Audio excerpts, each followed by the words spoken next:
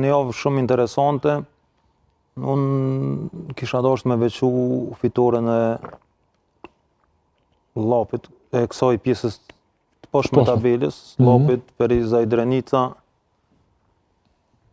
sepse kam bo një punë të madhe për me qenë ngarë për mbijetesë, befasi, jo befasi, po që nuk kam prit Malisheva që kam me lëshu pika këtë ndeshje, kurse për Ballkani Drita nuk kam prit se Ballkani do të kaloj aq lehtë Dritën.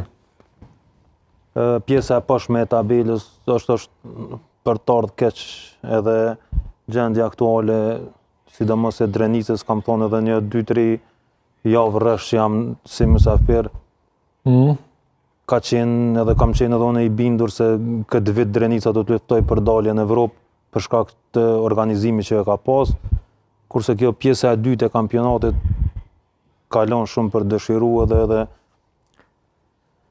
nuk e di është edhe zyrtari i Drenicës këtu, po i din ma mirë se çka ka ndodhur këtu pjesën e dytë të sezonit, por që prap në bazë të asaj që kemi pa edhe në përndeshje, ka që ka meritu deri me tash, se nuk është që e ka dominu edhe me loj.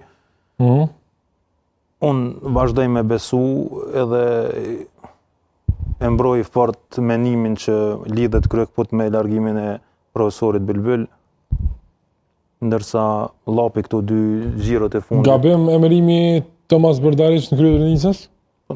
Jo emërimi i Tomas Brdarićit. Profes. Është emërimi i secillit që kish me shku aty.